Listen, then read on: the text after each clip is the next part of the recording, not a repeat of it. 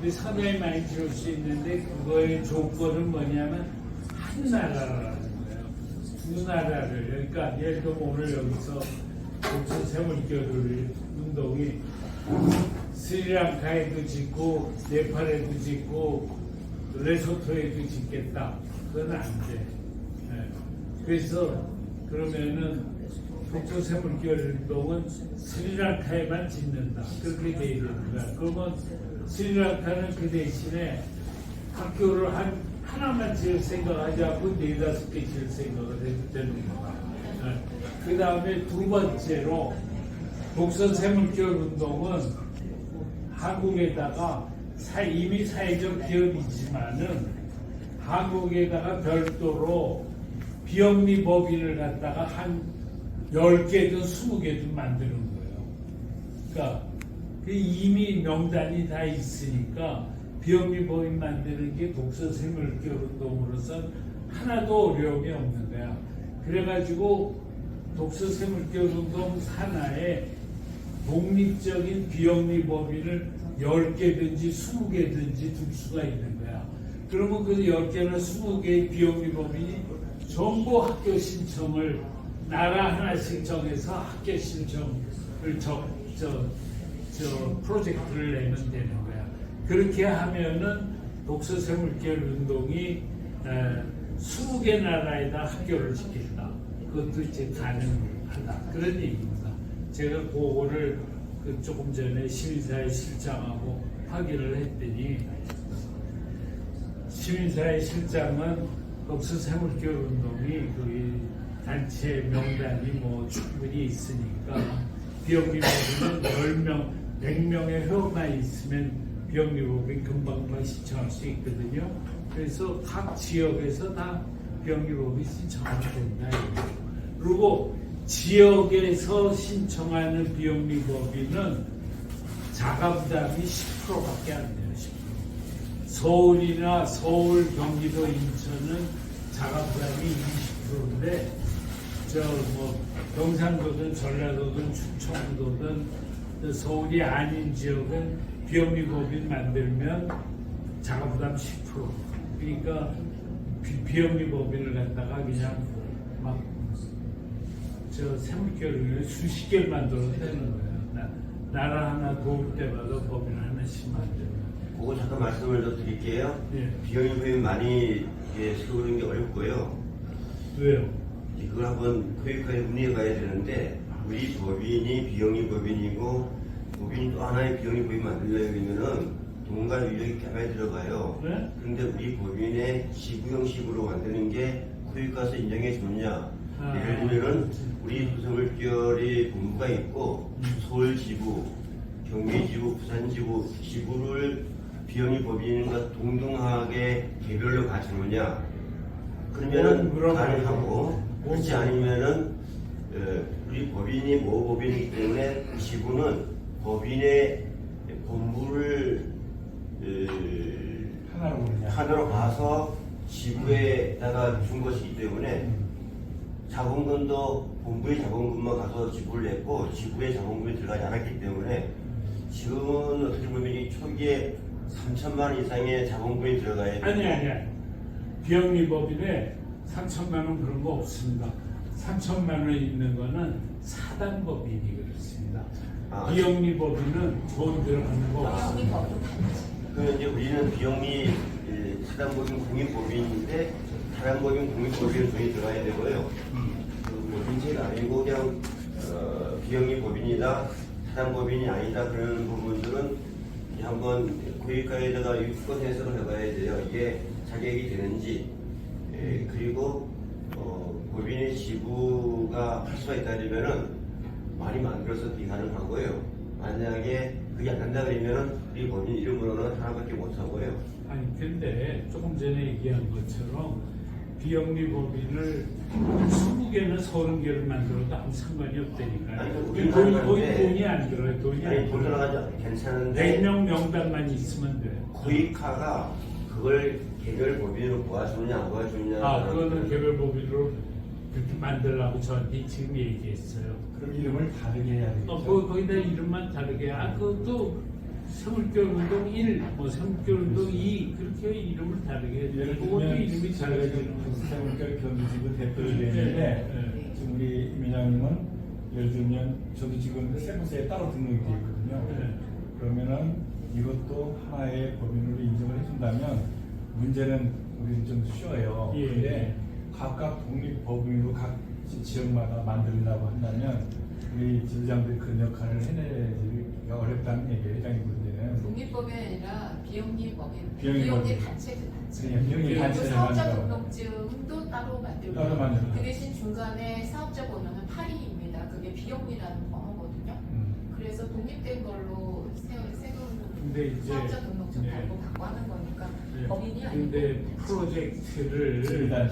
프로젝트를 받기 위해서는 코이카의 규정이 그렇기 때문에 돈 받기 위해서 그렇게 하는 거죠. 그러니까 그렇게 하면 아무 염려 없이 20개 나라든 30개 나라든 학교를 세울 수 있다 그런 뜻입니다. 네. 그리고 특별히 지방의 비영리 법인은 자가부담이 10%밖에 안 되니까 그건 훨씬 더 좋은 점이고요. 자가부담이라는 게 무슨 말이에요? 그게 뭐냐면 자부담. 그러니까 3억 원을 매년 1년에 3억 원을 받잖아요. 2년 동안이면 6억 원을 받는데 연간 3억 원인가요? 연간 3억 원을 받으려면 연간 6천만 원을 자가부담으로 우리가 내서 6천만 원을. 근데 그 6천만 원을 낼 때 어떻게 내느냐 하면 인건비로 이 사람한테 우리가 봉급을 주고 있다 하는 걸로 그게 커버가 돼요. 근데 다만 인건비 포션이 50%를 넘지 않아야 된다. 그렇게 돼 있어. 그다음 또 하나는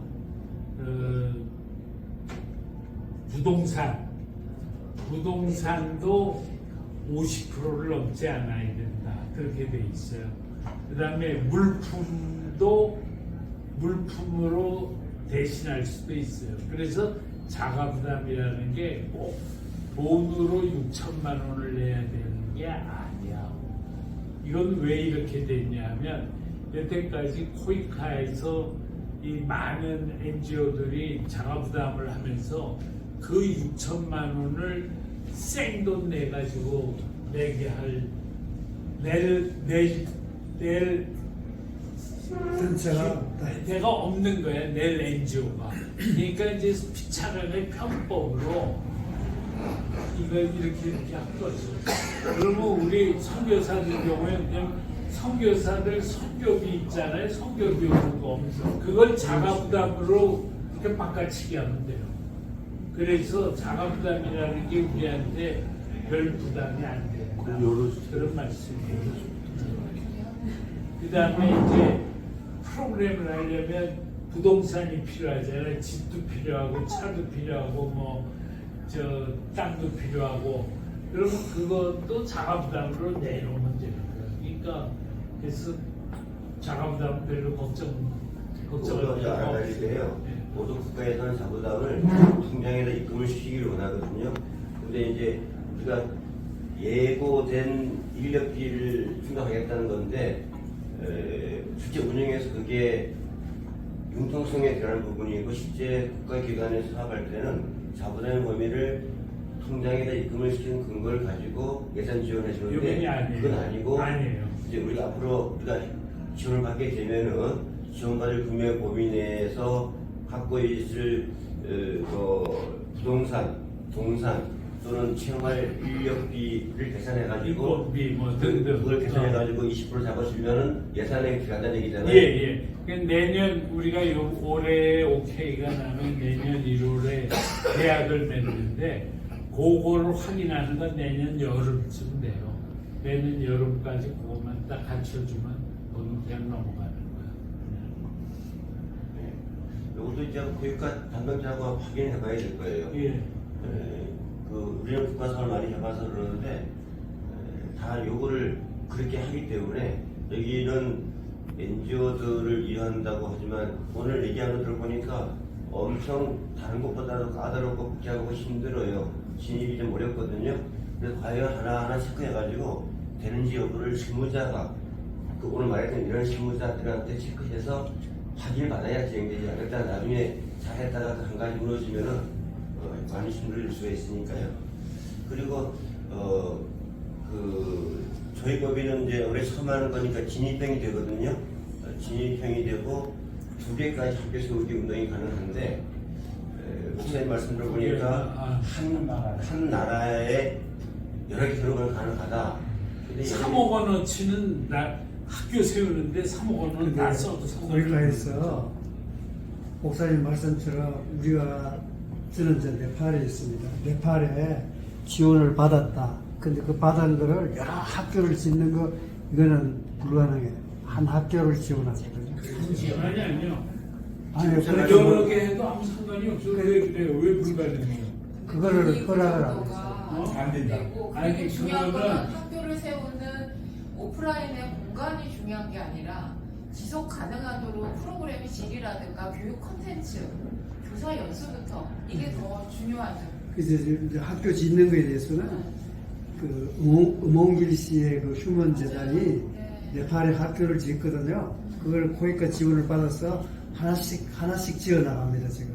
그런데 목사님 말씀처럼 지원 받아가지고 하면 자기가 목표했던 거를 한꺼번에 확 다 지을 수 있어. 그런데 음홍길 씨는 그래 못하고 있거든요. 이제 그거는 그러니까 그거는 우리 지부장님이 자기가 3억 원 가지고 어떻게 했을까 계획을 세워서 자기가 한 번 내면 한 3개씩 짓겠다 그러면 3개씩 지을 수도 있는 거고 코이카에서 국적으로 하나밖에 못 짓는다니까 그런 건 없다는 거예요. 3개 얼마든지 지을 수 있고 그 다음에 메인티넌스를 위한 거는 모든 걸 그 코이카에다가 도움을 받는 게 아니기 때문에 민간의 도움도 받고 이게 짬뽕이 돼서 가는 거니까 또 그 나라에서도 뭐 교사는 우리가 교사 공부 우리가 주겠다고 그 나라가 할 수도 있고 그거는 저 준비에 달려 있는 거지 1년에 하나밖에 못 짓는다 그런 법은 없다 그 말씀입니다.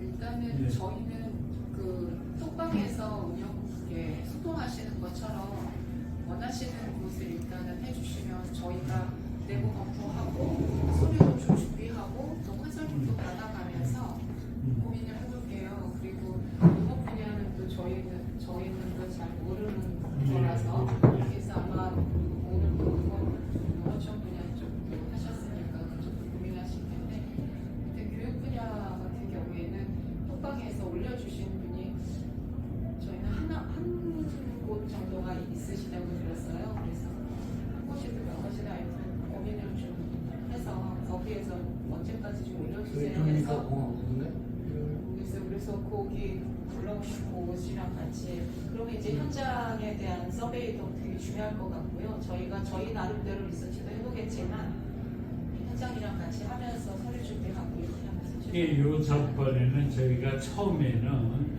김영규 장로님하고 어떤 얘기를 했냐면 이 세상에 초등학교가 없어서 문맹을 깨우치지 못하는 어린이가 없도록 하자 설정을 그렇게 했는데 거의 가하고 의논을 해보니까 초등학교는 거의 다 어느 나라나 거의 다 해결이 된 상태여서 중학교까지로 가는 게 좋겠다 그러더라고요. 그래서 우리가 지금 의논을 해서 이 세상에 중학교가 없어서 중학교 교육까지 받지 못하는 어린이가 없도록 하자 이렇게 설정을 하면 신청하는 나라가 많아질 겁니다. 그러면 그런 신청하는 나라들이 전부 독서생물교육 운동에 신청을 하라는 거죠. 그러면 독서생물교육 운동이 그걸 받아서 금년도에는 몇 개 나라를 하도록 하자 이렇게 설정하면 독서생물교육 운동이 자기 지부에다가 우리 당신네 지부는 어느 나라 하면 어때? 그리고 이렇게 교섭을 해가지고 지부에다 나라를 하나씩 맡기는 거죠. 그렇게 해서 금년에 4나라를 했다. 그러면 이제 내년에는 이제 더 많은 나라가 신청하겠죠. 그런 식으로 이제 확확 커져나가는 겁니다. 그 신청서를 혹시 읽어보시나 모르겠는데요. 신청서에 보면은 1차년도는 학급 규모 1개 학급, 교사 3명, 화장실 1동, 교무실 1동, 유인건비 얼마, 그렇게 이제 보고 낸 분이 캐나의 선교사님이 한 분 내셨고 나머지 분들은 이상을 밝혀졌는데 학교를 다수 많이 쓰는 것도 중요한 건 한 학교를 잘 운영하는 게 중요해요. 한 학교 규모가 1차년도는 2개 학급, 2차년도는 4개 학급, 3차년도는 중학교, 그 다음에는 고등학교, 이게 더 실력이 있기 때문에 많이 짓는 것보다는 한 학교가 초기에 시작할 때 다 완성되게 초중고 다 이제 못하잖아요. 시작할 때는 초등학교 2개 클래스를 하겠다. 이건 선교사 현재 요구를 받아들이는 거죠. 그 다음에 2차년도는 가서는 학급수를 늘리자. 또는 뭐 학급을 중학교를 더 하자. 그 다음에 지과학교 가자. 요 현지를 다 교회해야 될 거예요. 그렇게 해서 그림이 나와야 코이카가 보고 이거 실력하다. 이거 해줘야 되겠다. 이런 판단을 서는 거고요. 우리가 이게 아시는 것처럼 교회 건축했다고 자랑하는 사람 많잖아요. 그 다음에 가면 교회가 무너져 있는데 건축하면 뭐예요? 학교는요, 우리 대표님 말씀하신 것처럼 커리큘럼이라든지 운영이 더 중요한 거예요. 건물은요, 옛날 천막주도 다 공부했었어요. 그게 중요하지 않아요. 운영할 수 있는 커리큘럼과 인력 자원이 있어서 그리고 그 나라의 요구사항이 뭔지를 알아가지고 맞춤으로 그러면서 삶의 질을 할 수 있는 커리큘럼이 나와야 되겠죠. 우리 독서로는 그게 더 강점인 것이거든요. 다른 거보다도 그걸 할 수 있는 곳이니 그걸 지원해주겠다. 그러면 학교에서 실태를 아셔가지고 저한테 보내주셔요. 신청서를 기반으로 해서 우리나라는 1차년도는 이만큼 규모를 시작하고 그 다음에 2차년도는 이렇게 하고 이렇게 하겠다. 학교를 많이 짓는 것보다도 한 학교를 학급수가 늘면 많이 짓는 건 똑같은 거거든요.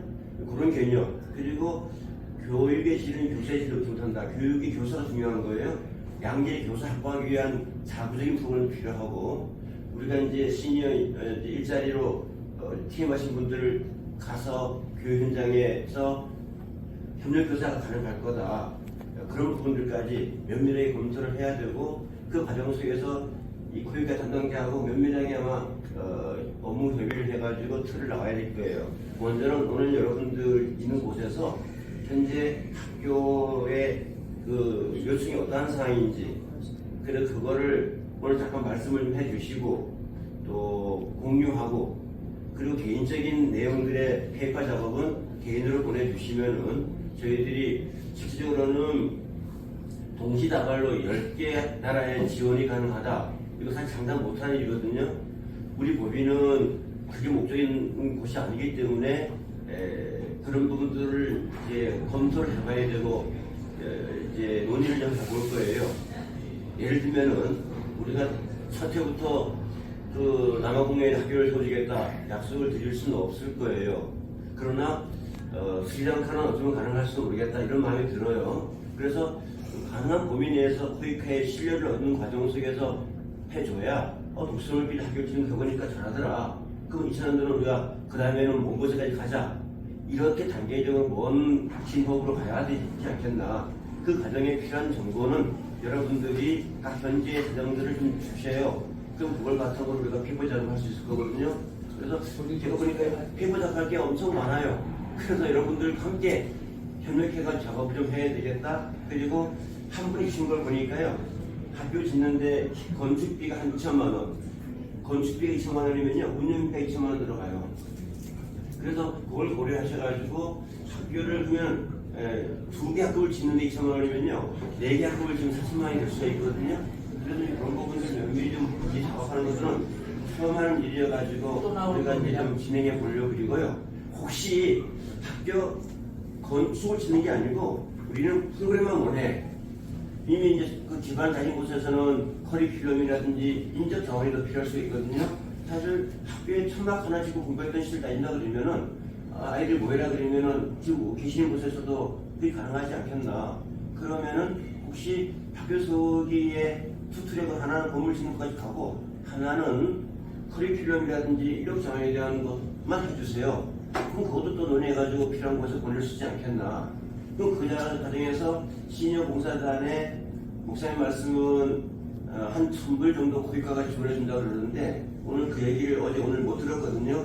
그것도 한번 담당자한테 시니어 봉사단에 그게 진짜 가능한 일인지, 그럼 저희들은 예를 들면 남아공에 천불 준다고 이게 한다 그러면 우리가 회원들한테 이런 게 있으니까 가볼래? 손 들어봐라. 그래서 손 드는 사람 보내주면 되거든요. 그럼 일은 쉽게 끝날 수도 있어요. 그래서 그곳에 그분이 가서 학교를 세우고 일을 하든 산막 속에서 애들 만나든 벌판에서 만나든 교육을 시작할 수가 있잖아요. 그래서 그냥만 열려있는 것 같아요. 그래서 이 모든 거는 오늘 제가 어제 오늘 들으면서 엄청 복잡하게 말해가지고 정리가 안 돼서 다시 한번 정리하고 교육과 담당자랑 세부적인 디테일을 확인해서 아, 요건 가능하다, 요건 가능하지 않다, 이걸 체크해서 준비를 할 거고요. 그걸 위해서 여러분들이 오늘 이제 제 말씀 그만 듣고 목사님 말씀 그만 듣고 여기 있는 분들이 현지 이야기를 좀 해주시면은 그게 우리한테 좋은 정보의 근거가 되지 않겠나 이런 생각이 듭니다. 내가 독서 교육선교 하시고 계시는 거죠? 안 하시나요? 이제 하시려고 그러시는 건가요? 이분은 선교사 하고 있는 거지 교육 선교는 아니라서. 혹시 교육도 하고 계시는지 보통 선교할 때 보통 현지에서. 교육을 많이 하시는데 하고 있죠. 예, 하고 있고. 돌아가서 이렇게 하시면 되겠네요.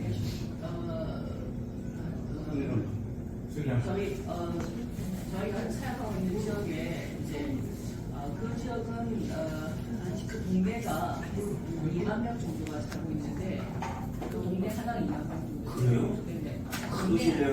예, 근데 이제 동네가 2만 명이 살고 있는데 그게 이제 그 부모가 거의 다 마약을 하고 네? 마약을 해요? 네, 마약을 해서 그 사람들이 굉장히 그 어린 아이들도 이렇게 약간 마약이 중독돼 있고 그래서 아이들은 그 아이들이 바글바글 해요.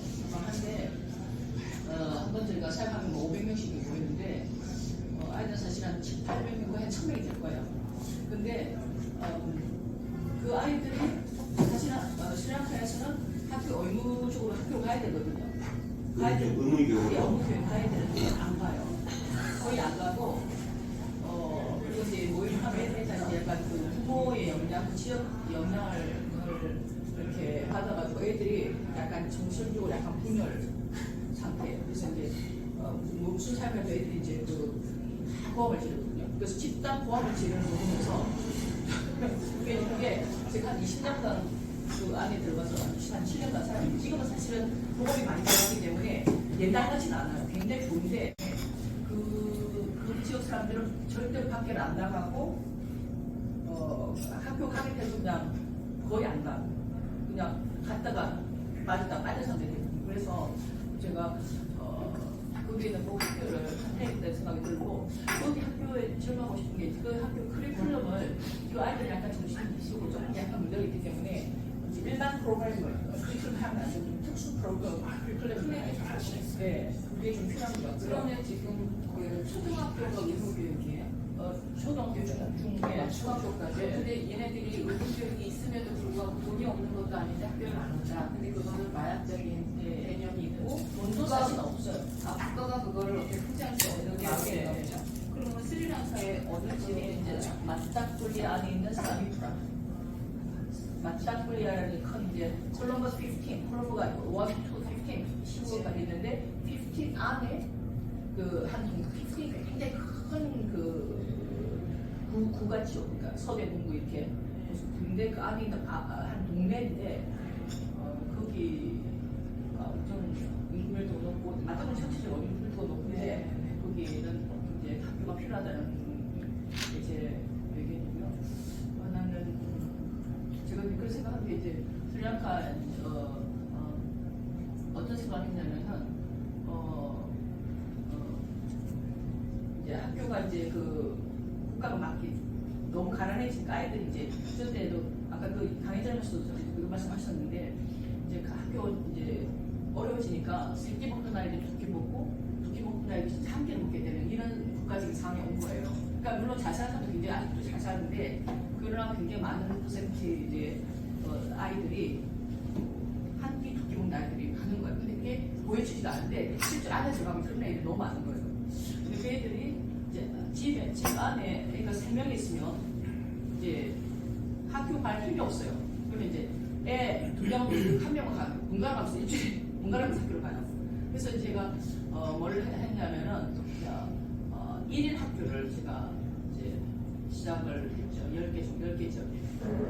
그래서 그 1일 학교를 시작했는데 아이들이 이제 이렇게 오고 그리고 이제 아이들이 이제 학교 갈 힘이 없고 또 이제 배고프고 하니까 버스비도 없고 하니까 학교를 안 가기 때문에 그 동네에 이제 학교를 거기에 들어갈 수 있는 거리 학교를 했으면 좋겠어서 이제 그곳에 이제 어떤 마을 몇 개 마을을 하고 있는데 그래서 이제 만약에 오면은 이제 크게 나뉘어서 정말 클래스 2개 지금 한 클래스의 아이들이 이렇게 다 모아서 하거든요. 이런 거를 그래서 이제 정말 클래스 2개 정도에서 그 안에 꽉 닫아주세요. 오늘 꽉 매년 닫아주세요. 클래스 한 살씩 차면 딱 맞는 구조가 될 것 같아요. 이제 사이클러라는 지역이 있는데 의무의 교육이 중학교까지도 있음에도 불구하고 금전적인 거라는 거는 더 이상 버스를 타야 가는 경우에 공교육이 있고 근데 거기도 의무 교육이 불구하고 못 간다. 그러면 나머지 집에 있는 아이들은 경제활동을 하나요? 그냥 집에서 놀죠. 그냥 놀아요. 그럼 버스 타고 가는 비용이 없어서 못 가는 거예요? 못 가기도 하고 이제 아이들은 책 같은 공책 같은 거 없으니까 부끄러지는 거고.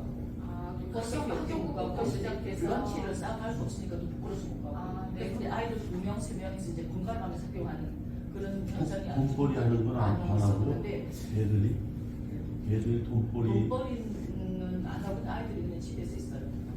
돈벌이 할 곳이 없어. 안 하고. 그냥 무방비 상태로 있는 거네요. 교육이 필요한 곳이네.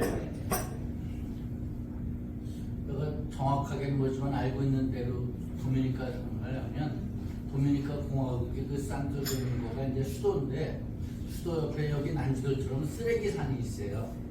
그 쓰레기 와서 주워 먹고 사는 사람들이 누구냐면 IT에서 넘어온 사람들이에요.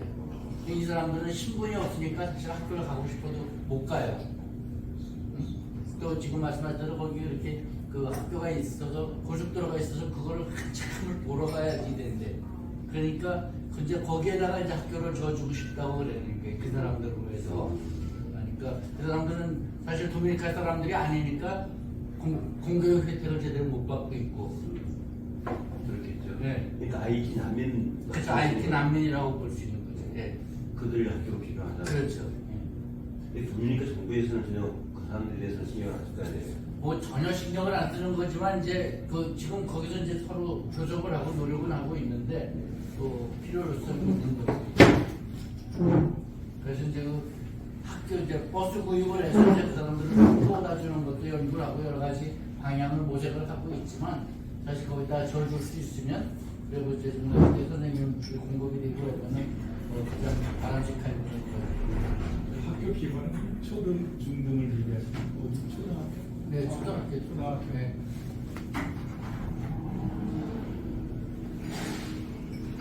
다른 도시는 다른 나라는 어떻습니까?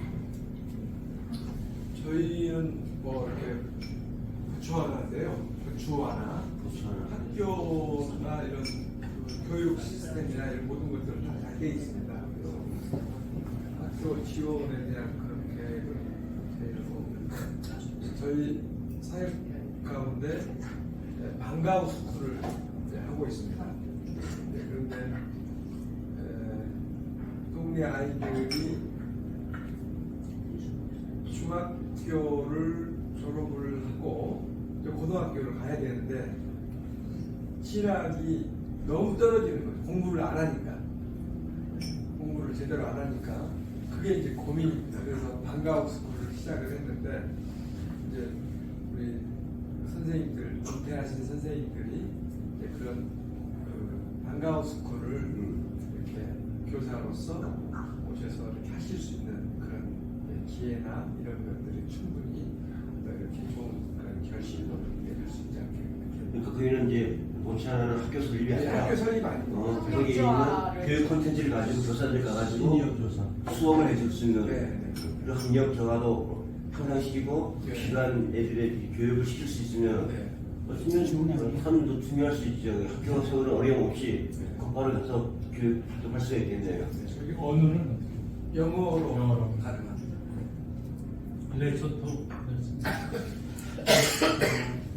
레스토는 뭐 제가 뭐 오래 산 거는 아니라서 이렇게 레스토는 이렇게 제가 알기로는 제가 만나고 이렇게 했던 많은 분들로 봐서는 레스토는 되게 가난한데 이게 되게 못 살아요. 되게 못 사는데 하여튼 정부가 그 애들 그 뭐지 문맹 퇴치율이 되게 이렇게 뭐지 문맹 퇴치율이 되게 뭐지 높다고 그래야 되나? 애들이 하여튼 이제 뭐 읽고 쓰고 이런 것들은 이렇게 그 잘할 수 있도록 그 부분은 신경을 많이 쓰고 있어요. 그래서 제가 이제 또 초등학교랑 중학교를 그냥 가봤거든요. 갔더니만 뭐 어떤 교회에서 이제 이렇게 학교를 세웠어요.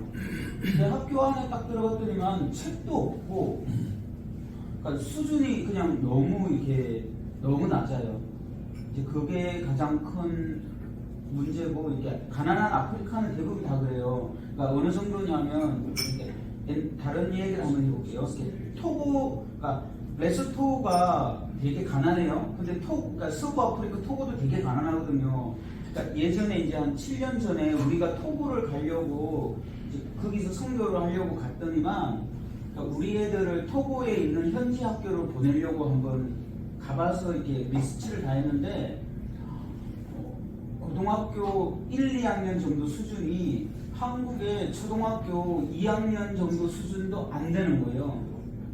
그러니까 이 수준이 막 너무 떨어지는 거예요. 그런데 이제 이것이 지금 이게 제가 이제 남아공에 케이프타운이라는 데가 있어요. 케이프타운은 이게 그 수도예요. 이게 그러니까 남아공은 수도가 3개가 있거든요. 여기는 이제 사법부의 수도가 케이프타운인데 이 케이프타운은 아파르테이트 때문에 백인들이 사는 지역은 되게 잘 살아요. 근데 흑인들이 사는 데가 있는데 여기를 칼러치라고 해요.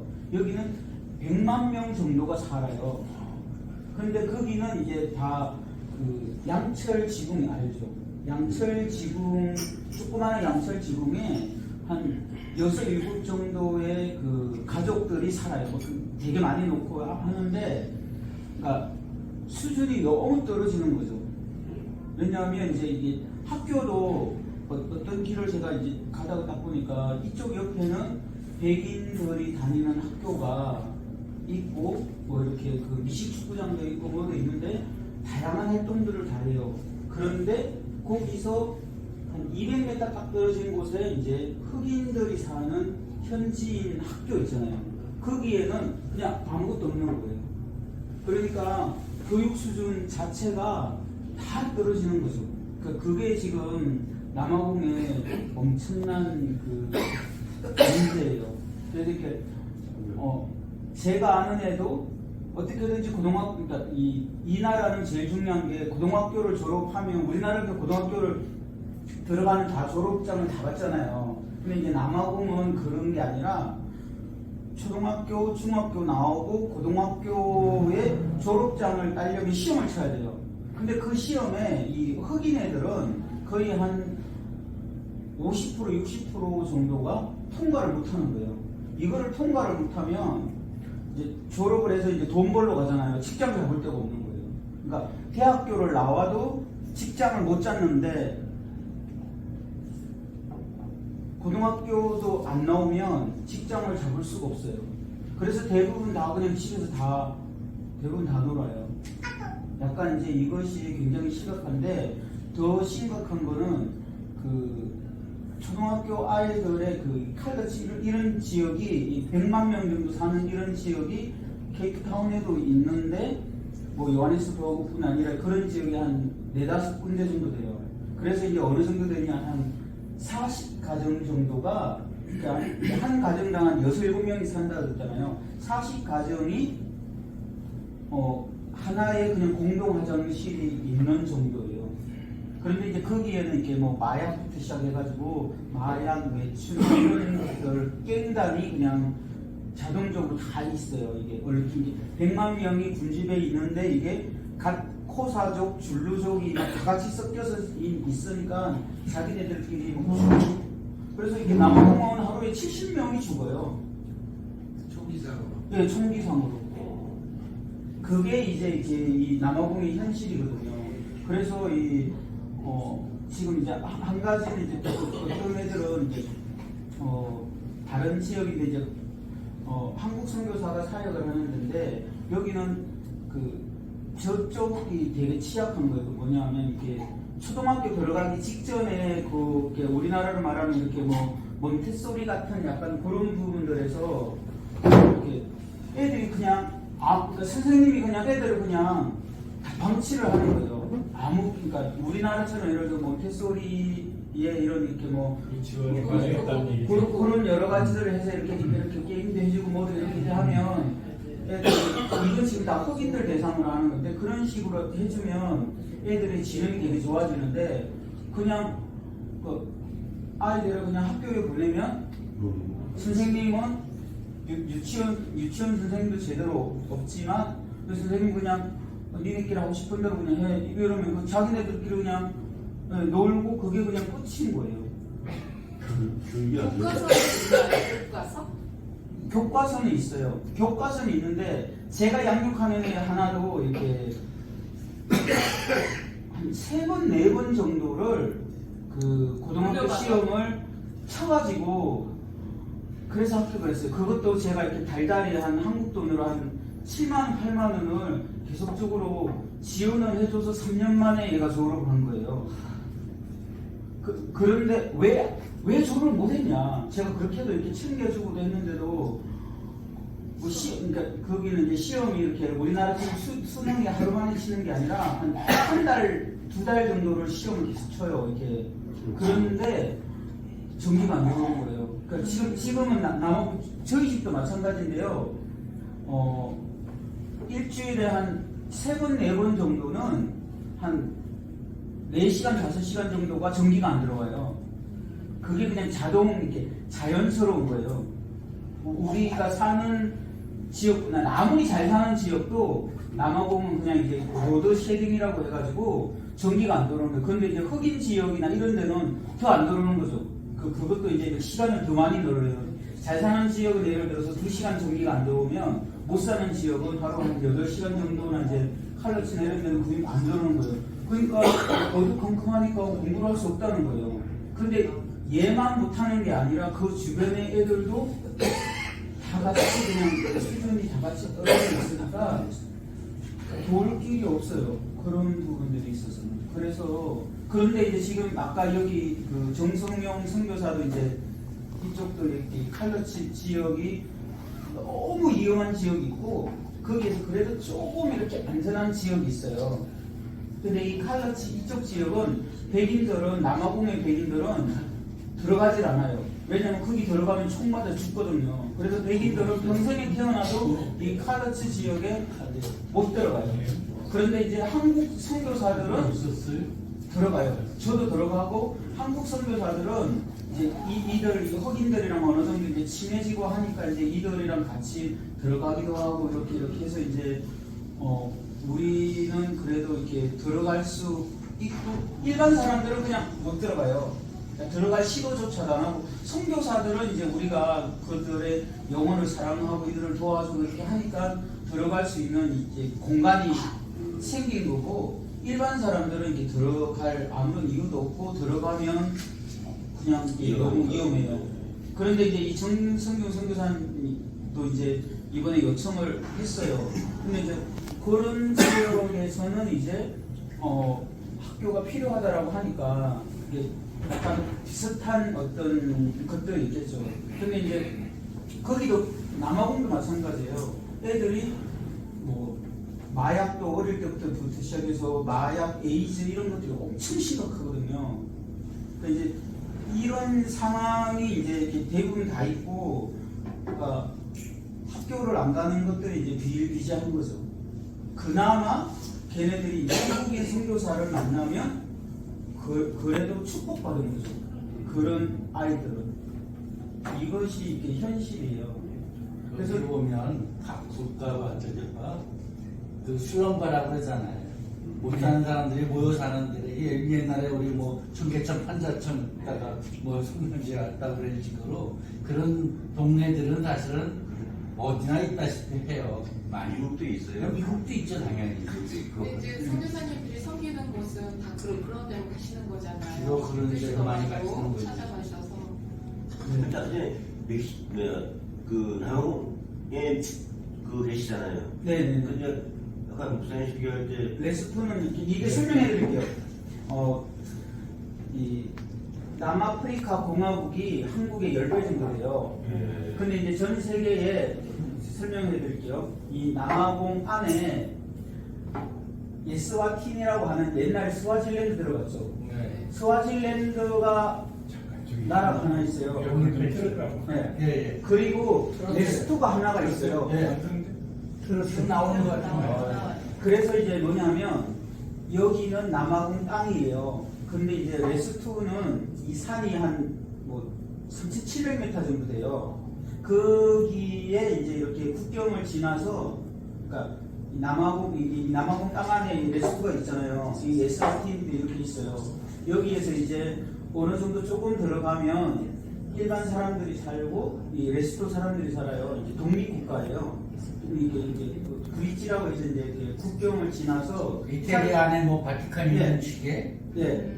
타고 들어가서 이제 여기에 이제 사는데 여기는 되게 이제 이렇게 내륙 지역이잖아요. 그리고 이게 산이에요.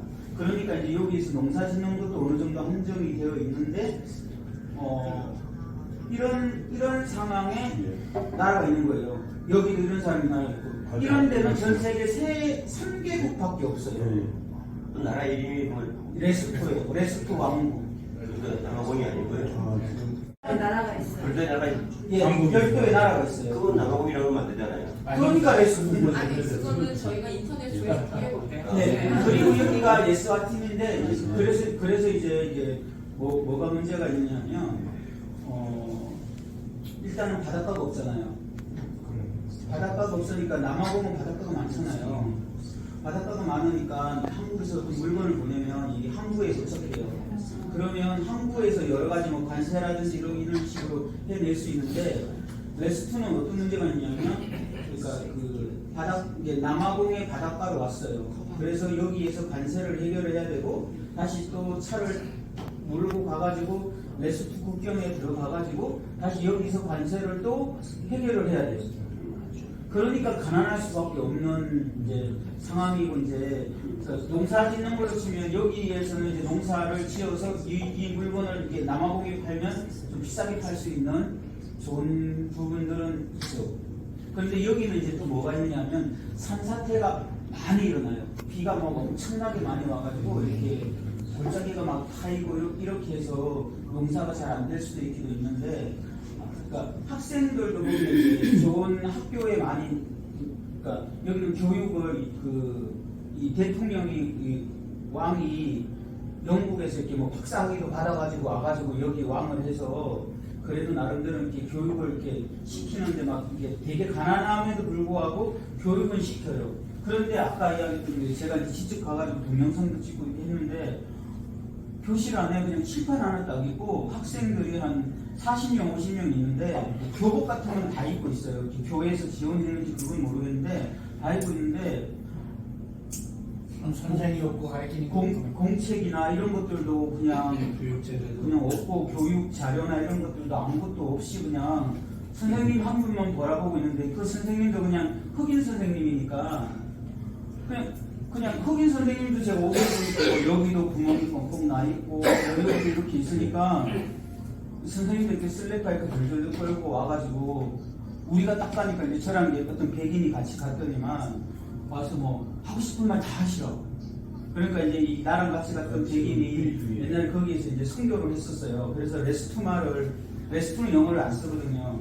그러니까 레스토마를 막 이렇게 하니까 이제 애들이 다 이제 뭐 복음을 이렇게 받아들이고 이제 이렇게 하는데 교육 수준이 그런 게 너무 안타까운 것 같아요. 그런 거 너무 디테일로 들어가 네, 있으니까 네, 그래요. 종합을 해야 되니까 다른 한 20분 내로는 끝내야 됩니다. 네팔은 여러분 잘 아다시피 에베레스트로 히말라야 산맥에 있는 산악 국가입니다.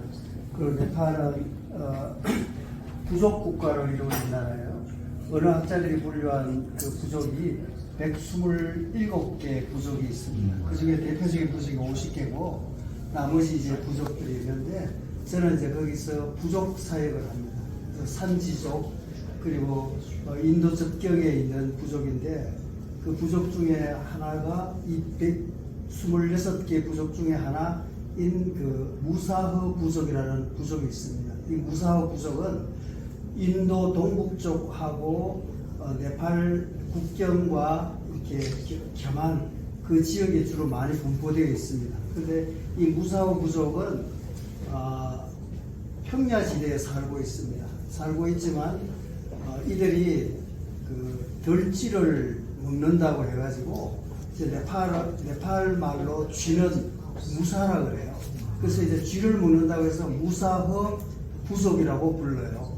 그래서 이 부족들은 그 인도나 네팔은 카스트 제도가 있는 나라인데 카스트 제도상으로 보면은 가장 천민 중에서도 천민인, 불가촉 천민 중에서도 불가촉 천민이에요. 그래서 이들이 예전부터 이렇게 천민들 사이에서도 접촉을 안 해요.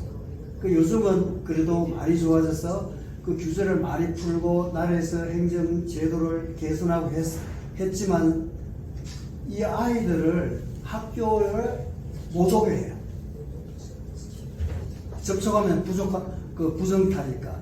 그래서 그거를 이제 유엔에서 유니세프나 이런 데서 많이 홍보를 해가지고 많이 지금 이제 학교를 그런 대로 오고 있는데 그래도 많은 그 아이들은 학교를 못 오고 있어요. 오고 싶어도 학교를 못 오고 있으니까 아까 이제 남아공처럼 그렇게 아이들이 그냥 뭐 자기들끼리 놀고 뭐 흙바닥에서 놀고 그러거든요.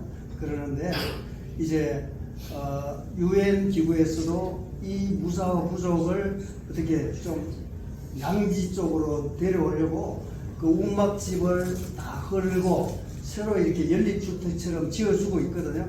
그런데도 이제 이 집단 이주하는 데 있어가지고 굉장히 이렇게 사회적인 문제가 있어요. 그래서 이제 아이들대로 소외되고 있기 때문에 저는 이제 그 부족 선교를 하면서 교회를 중심으로 그 지역 개발을 해 나가고 있습니다. 그래서 교회를 중심으로 학교를 세우고 그리고 병원을 세우고 이런 일을 해 나가고 있거든요. 나가고 있는데 제가 지금 무사흐 부족은 사역을 한 지가 꽤 됐지만 네팔은 그 선교사가 내가 선교사다고 이야기하면서 복음을 전할 수 있는 나라가 아닙니다. 그래서 복음 전하는 데는 이렇게 추방을 당하는 그런 나라이기 때문에 일단은 이제 소셜 워크로 해서 이제 복음을 전하는 나라인데 제가 지금 그 지역에서 그 무사흐 부족 아이들을 위해서 학교를 계획하고 있는데 참고로 제가 말씀드리고 싶은 것은 제가 네팔에 좀 오래 있어가지고 네팔 교육부의 자문위원으로 있습니다. 그래서 그 부족을 위해서 내가 학교를 세우겠다 이렇게 그 지역 지자체장에게 이야기를 했습니다. 그래서 네팔은 학교 구조가 어떻게 되어 있는가 하면은 일단은 허가를 시에서 지자체장이 허가를 해주는데 그 허가도 상당한 시간이 필요한데 제가 이제 그 교육부의 자문으로 있으니까 시장한테 이야기하면은 시장은 제 말을 금방 듣습니다. 빠를 때는 일주일 만에 아니면 한 달 이내로 학교가 허가가 됩니다. 예. 그래서 지금 제가 하고 있는데도 아직 학교는 짓지 않았지만 학교 허가를 받았어요. 그래서 네팔은 어떤가 하면은 유치원부터 시작해서 이제 한 학년씩 이렇게 정축할 수 있어요. 그래서 그렇게 해서 이제 12학년까지 할 수 있습니다. 그런 식으로 체계가 되어 있기 때문에 12학년 하고 나면 이제 칼리지로 가고 그 다음에 유니버시티로 갈 수 있는 그런 그 교육 체계가 그렇게 되어 있습니다. 그래서 네팔은 지금 그렇게 돼 있기 때문에 전국 어디든 그런 열악한 지역에 뭐 빈민가나 이런 쪽에 중심으로 해서 학교를 세우는 일은 뭐 현재까지는 크게 학교 허가를 받는 것이 가장 큰 문제인데 그거는 이제 제가 이제 외국인이라는 그런 그 타이틀을 가지고 현재 갖고 있는 그 어드바이저라는 그런 위치를 가지고 이렇게 허가를 받는 거는 비교적 쉬운 일로 되어 있습니다. 선교사님 지금 계획하고 있는 학교 규모나 이런 것들은 어느 정도? 학교의 규모보다도 이제 규모는 뭐 저희들이 지금 이제 땅은 교회를 세운 땅이 있고 교회에 좀 넓은 땅이 있습니다. 그래서 이제 처음에는 뭐 무조건 우리가 예산이 있다면은 3학년까지 개설을 해가지고 할 수 있지만 지금은 현재 제가 하면은 유치원 과정을 먼저 시작을 하고 그 다음에 이제 요구에 의하면은 이제 자꾸 이렇게 개설 하나씩 한 학년씩 개설해 나갈 수가 있으니까 그렇게 하면은 아마 선교사가 운영하는 학교는 저는 이제 최고의 학교를 퀄리티를 만들려고 해요. 그래야지만 부자도 올 수 있고 또 우리가 원하는 그런 무사 아이들도 데려올 수가 있거든요. 오면은 학교가 좋고 좋은 학교라고 소문이 나면은 우리는 처음에는 무사 아이들만 데려오려고 계획을 했는 학교인데 주변에 부자들 자녀들도 오고 싶어 하거든요. 그러면은 이 두 아이들을 자연스럽게 학교라는 그 울타리 내에서 어울릴 수 있도록 만들 수 있습니다. 그거는 우리가 부자 학부모들이 올 때 이제 우리 학교의 형편을 알기 때문에 그런 것들을 수용해야지만 우리가 입학시킬 수 있기 때문에 어차피 우리는 뭐 부자들이 와도 안 와도 상관이 없는 학교이기 때문에 이제 그렇게 오면은 더 좋은 퀄리티와 그리고 또 우리가 계획하고 목표하는 그런 것들을 이룰 수 있거든요. 그래서 이제 지금은 우선 몬테소리 몬테소리 과정으로 시작을 해가지고 이제 하는 겁니다. 네팔에 무호적이 있는 지역 이름은? 그 지역은 이제 라우타우시라는 그 우리를 치면은 프로빈스가 이렇게 주 정도 되는데 거기에서 이제 로와니푸르라고 합니다. 로와니푸르. 시모나 로와니푸르라고 하는 지역인데 인도 접경지대입니다. 거기 기온이 지금 한 42, 3도 되고 체감온도는 한 45도 정도 되는 그 지역입니다. 지금 학교 허가 받으셨다는 예. 거는 그거는 지금 사립학교법이 그 나라는 있나요? 예? 사립학교법. 사립학교 있고 사립학교법이 규정이 되어 있어요. 사립학교도 있고 공립학교도 있고. 그러면 성교사님이 하시려고 허가를 받은 거는 사립학교죠. 사립학교인 거죠? 사립학교. 그러면은 지금 무어족이 있는 그 지역에 무사어. 무사어족이 있는 곳에 있는 거 예. 지역에 있는 거죠. 그러면 천민 중에 천민이라고 하셨던 그 일반 공교육의 진입도 학교를 못 오게 하는 그런 아이들을 이제 정부에서는 못 오게 못하죠. 이제 그거를 유니세프나 이런 데서 이제 계속 이렇게 정책적으로 이야기를 하기 때문에 정부에서는 카스트가 없다 이렇게 이야기를 하는 상태이기 때문에 간섭적으로 가면 왕따니 그렇죠. 존재해서 그러니까 아예 안 가죠. 안 가죠. 꼭 필요하겠네요. 그러면 지금 아주 대단한 빼기신 교육부 전문위원회를 이제 하고 계시니까 지자체 허가를 받으셨다는 얘기인데 혹시 허가를 받으실 땐 계획이 있으셨을 거 아니에요? 원래 학교를 지으시려고 하는 예산이나 이런 걸. 저는 이제 선교사니까 그 부족을 전도를 해야 되니까 그 아이들을 일단은 학교에서 교육을 못 받으니까 학교 교육을 못 받으니까 학교 교육을 시켜서 정규 교육을 좀 받을 수 있도록 해서 이 아이들이 교육을 받으면 자업을 얻어도 좋은 자업을 얻을 수 있으니까 생활이 나아지잖아요. 그래서 원래 받아 놓으셨을 때는 예산 규모를 어느 정도 조금 생각을 그 아까 이야기하셨듯이 이제 말씀드렸듯이 이제 몬테소리 규모에 이렇게 뭐 클래스는 한 서너 클래스로 해가지고 한 클래스에 20명씩 하면 한 80명. 저희가 미얀마에 보니까 교육은요 진짜 조금만 표가 나면은요 몰려오더라고요. 예. 몰려오는데 거기에 여기는 채플이 있습니다. 채플하고 애들이 식사 시간에 항상 기도를 합니다. 집에서도 그걸 허용해야 됩니다. 그 입학허 가사예요. 예. 그런데 애들이 예쁜 세라복의 그 교복을 입고 다니고 뭔가 다른 교구를 들고 다니고 그러니까 그냥 엄마들이랑 사인하는 거예요. 우리나라 왜 그 선교사들이 처음 와서 우리나라도 막 엄마들이 구교 막 이렇게 킨더가든에 막 사인해서 다음 세대를 위해서 간 것처럼 그런 느낌인데 거기도 그게 예, 맞습니다. 제가 그 피부과 병원을 운영을 하거든요.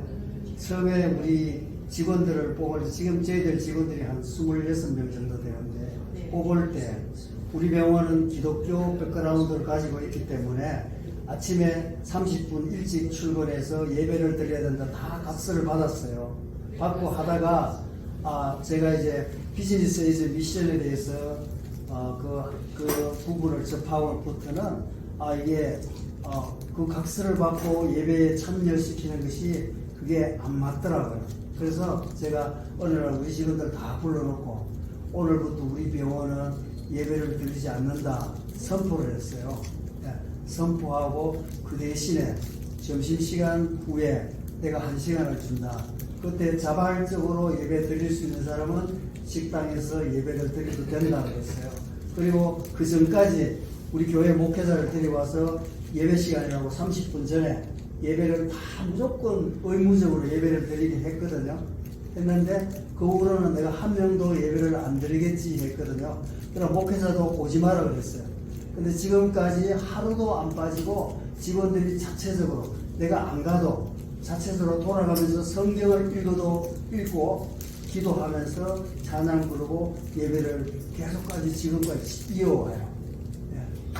그게 이렇게 되고 있어요. 맵이 원래 그런 겁니까? 예. 비즈니스 에ግዚ비션이 원래 그런 겁니까? 예. 그 서경석 목사님이 어려운 일을 해내셨잖아요. 그래서 저희들은 오늘 오신 선교사님들은 아무래도 그렇게 말씀을 들었으니까 저희들이 이렇게 지원할 수 있는 시스템을 아무래도 우선에 두어서 그렇게 판단하겠고요. 또 카톡방에 또 의견들을 또 모아서 진행을 하고 진행되는 사항은 필요하면 개별적으로 의논을 드리고 또 구입하는 진행되는 사항을 공유하도록 하고요. 그렇게 해서 오늘 이렇게 귀한 그런 오신 우리 선교사님들 그 발걸음 복되도록 저희들이 할 수 있는 대로 최선을 다하고 그리고 또 이 과정에서 서경석 목사님과 상의를 드리면서 우리가 이 말만이 아니라 구체적으로 뭔가 또 진도가 나가야 되잖아요. 학교에 있을 때 제일 많이 쓰던 말이 진도를 나가야 된다는데 그런 게 우리 기독교인들은 말만 하는 경우들이 많을 때가 많아요. 뭔가 실천이 돼야 되니까 하나하나 진행되는 사항은 전 목사님하고 의논해서 진행하도록 하고 저희 드릴 말씀은 이만 드려도 될 것 같아요. 그리고 다른 말씀 있으시죠? 저 하나만 질문드려요. 왜냐하면 아까 보니까 만약에 지금 하게 되면 코이카에 최선을 다해서 저희가 컨설팅 받으면서 같이 할 수 있도록 최선을 다해서 한번 서류 준비는 해볼게요. 복잡하겠지만 만약에 아니더라도 저희는 또 교육단체이기 때문에 교육성교육을 마음에 품고 있는 거라 어떠한 형태로도 협력이 돼서 좋겠다는 바람을 갖고요. 가장 중요한 건 아까 보니까 학교 교육과정이라는 게 그 나라에 제가 저희는 항상 교육과정을 보려면 물론 뭐 그 나라의 교육 목표도 있고 하겠지만 그런 게 조금 조사가 가능되면 좋겠다. 아까 말씀하실 때 이거는 공교육이 있지만 교과서도 제대로 애들 손에 지켜지지도 않을 정도다. 느낌은 좀 미얀마를 통해서 좀 받긴 했는데요. 하여튼 페이퍼 이 교과서도 진짜 너무 어정하긴 하더라고요. 근데 그것도 정확한 팩트 아래 저희가 교육과정이라는 게 아무리 어정한 개독교육이라도 있을 거란 말이죠. 그래서 그 나라의 공교육을 정확히 저희가 좀 파악이 되긴 해야겠더라고요. 그 부분들. 그래서 교과서를 뭐 올 수 있으면 좋겠는데 그건 좀 어려울 것 같고요, 그죠? 저희는 이제 가기만 하면 그 나라에 가서 교과서를 막 낑낑거리고 다 구해갖고 오긴 했거든요. 그러니까 프로그램을 좀 수학이 좀 이렇게 프로그램 짜기가 좀 좋더라고요. 수의 개념들은 아 그리고 한 가지 더 말씀드리면요. 하나는 사실에서 안 주니까. 하나 보내드렸고 하나는 또 이제 그 남아공 안에 그 조지라고 하는 데에 이제 그 아까 그 유치원이라고 이렇게 학교 들어가기 전에 이제 그 친구랑 저는 이제 그 선교사랑 그게 한국 선교사인데 이제 그분이 이제 그런 일들을 지금 이제 몇 년 동안 해왔는데 저번에 제가 이런 이야기를 했더니만 먼저는 프리머리 스쿨 같은 초등학교 들어가기 전에 요것들을 해보고 싶고 여기 지나면 이제 초등학교 중학교까지도 학교를 세우고 싶다는 이제 이야기를 했어요 저한테. 그래서 그럼 나한테 제안서를 보내라고 이제 이야기를 하긴 했거든요. 그런 왜냐면 그쪽 지역도 이제 이 케이프타운은 케이프타운 나름대로의 컬러치가 있는데 그쪽 지역도 그 모슬베이라고 하는 그 지역도 또 그런 지역이 또 있어요. 그러니까 이런 지역이 이제 남아공은 한 4-5개 정도가 있거든요. 그 지역에 이제 그것도 하나 또 짓고 싶은 마음들이 있고, 그러니까 제 아내도 이제 이게 교육학적으로 이제 박사학위가 있거든요. 근데 이제 제가 봤을 때는 남아공에는 이제 그 공립학교도 있지만 사립학교를 짓는 것도 한번 생각해 보면 이제 그 남아공에는 그 남아공의 백인들이 한국에 와가지고 그러니까 영어 선생님을 많이 해요. 많이 이제 몇 년 동안 하다가 이들이 돌아가니까 한국이 잘 산다는 걸 이제 다 거꾸로 알기 시작한 거예요. 그러면서도 이제 한국의 학교는 지금 하나도 없어요. 근데 중국인 학교는 몇 개가 있거든요. 근데 이제 한국어를 배우고 싶은 사람 수요가 되게 많이 늘어났어요. 그래서 그것도 한번 생각해 보시면 한국어 교사 선생님이 오셔서 한국어 학교를 세우면 진짜 여기 이제 돈 많은 백인들이라든지 흑인들이라든지 와가지고 이렇게 그런 학교 과정들을 해 나갈 수도 있기도 하고 굉장히 지금 그 네팔에도 한국어 교원 자격이 있는 분이 당장이라도 한 2-3명 제가 필요해요. 제가 지금 관여하고 있는 그 칼리지라고 하는 대학들 3군데에서 저보고 우리 학교에서 한국어를 커리큘럼에 넣겠다고 하는 학교가 있어요. 근데 한국어 보니까 네팔 전 지구선교회인데 전 이주자 연계부를 또 섬기고 있거든요. 근데 보면 청년들이 물론 선교사님들이 연락이 와요. 괜찮은 애 지금 양육해서 보내니까 한국어가 거기서 한국 그 산업관리공단에서 했던 거, 그러니까 한국어가 붐이 일었던 게 사실은 우리나라로 지금 고용이 돼서 오잖아요. 근데 한국어가 기본적으로 에픽 시험을 통과해 올 수 있잖아요. 그러니까 거기서 그거 정도를 한국어 자체에서 보는 건 토픽이고 산업인력공단에서 보는 건 에픽이라 그래서 거기에서는 그 정도로 높지 않게 그냥 산업체에서 할 수 있는 상황들을 교과서로 다뤘어요. 그래서 그 정도만 알고 사장님 이럴 때는 어떤 상황이냐고 이런 거 배우는 책이에요.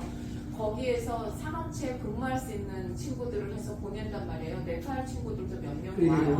그거를 이제 그 근로자들을 위해서 하는 EPS 토픽이라고 그러고요. 그거는 이제 산업 현장에서 쓸 수 있는 용어들만 배우는 거고, 이제 제가 하는 거는 학교에 정식 커리큘럼으로 넣는 거예요. 넣는데 요걸 하려고 하면 보통 4급은 있어야지만 가르칠 수 있어요.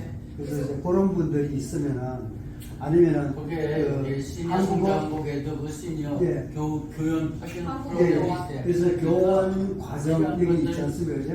교원 한국어 교원 과정을 수료하거나 마친 분들 있잖아. 그 자격을 받으신 분들이 오시면은 당장이라도 네팔의 대학 내 한국어과가 된다는 거죠. 이제는 정리를 해야 되겠는데 우선 지금 우리 종용관 나라 운동 카톡방이요. 그거에 연결된 카톡방으로 독서 새물결 운동과의 대화방이 있습니다.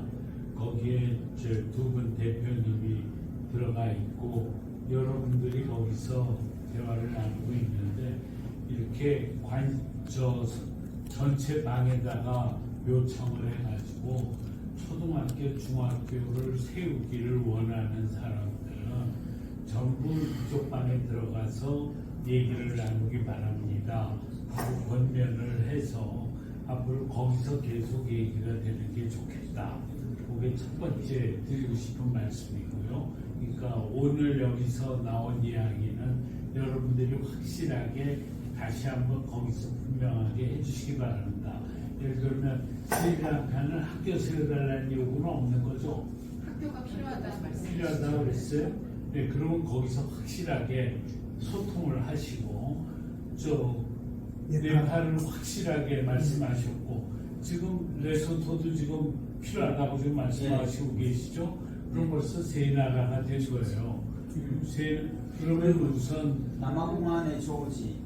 그다음 또 한 가지는 말씀드릴게요. 이렇게 아프리카에서는요, 그러니까 한국의 많은 그 전주대학교라든지 이런 대학교는 아프리카에 있는 선교사님들이 그러니까 아프리카 애들이 한국어 어느 정도 수준만 되면 얘네들이 한국에 와가지고 4년 전액 장학생으로 한국에 올 수 있어요. 한국에 와가지고 이렇게 공부도 하고 다시 아프리카로 갈 수 있는데 우리가 가지고 있는 네트워크로는 얘네들을 붙잡고 맨날 한국어만 시킬 수가 없는 거잖아요. 그래서 만약에 한국에서 선생님들이 오신다면 오셔서 그런 학교를 이렇게 학교라든지 어떤 거라든지 이렇게 만들어서 한국어 어학원이죠. 한국어 어학원처럼 돈을 받아도 얘네들은 돈을 그래도 조금이라도 받아야지 애들이 이렇게 참여도가 있는 거잖아요. 그래서 이렇게 한국어 교육을 시켜서 얘네들이 어느 정도 해서 한국에 가서 공부하고 돌아오면 선교사님들이 그런 내용들은 아까 정기 때문에 문제가 된다 그랬는데 제일 중요한 거는 혹시 줌은 줌상황은 어떠세요? 줌으로 회의가 가능한데 그게 쉽지가 않은 게요. 온라인. 공통적인 선교지 문제는 전기하고 물이에요.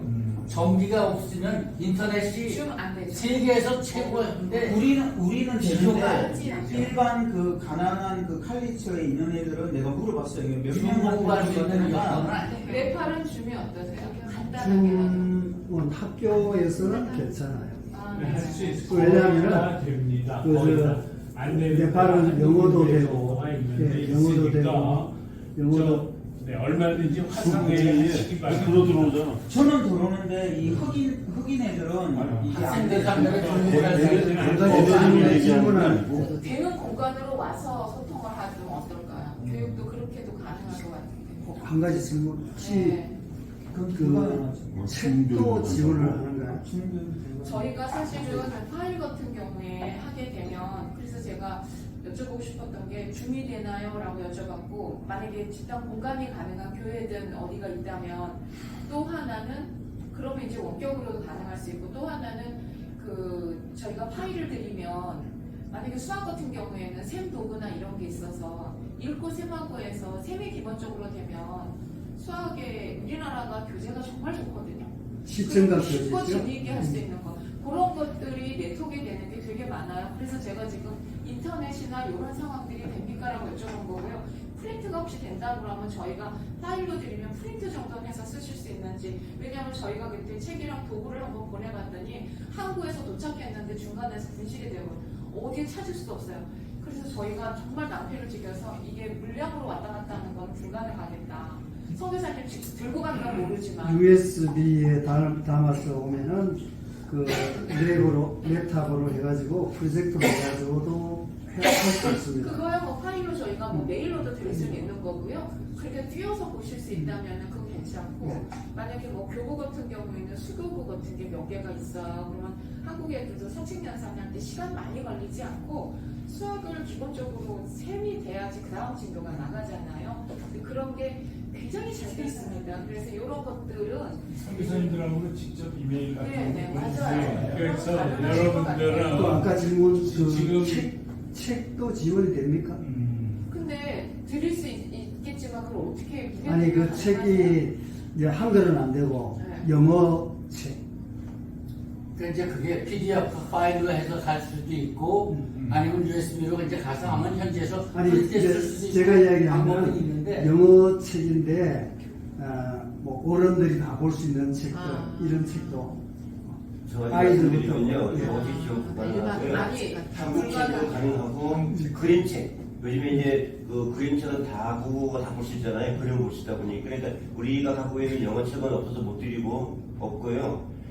한국 책은 지원 가능한 책이 많이 있고 그림책은 우리가 다른 학교도 여기 들어봤는데 그림책은 가능해서 교육 활동할 수 있겠다는 생각은 들어요. 선생님 PDF로요 영상으로 정보 그 라이브러리가 있어요. 거기에서 제가 사이트를 알려드릴 테니까 거기서 직접 보실 수 있어요. 예. 그거를 알려드릴게요.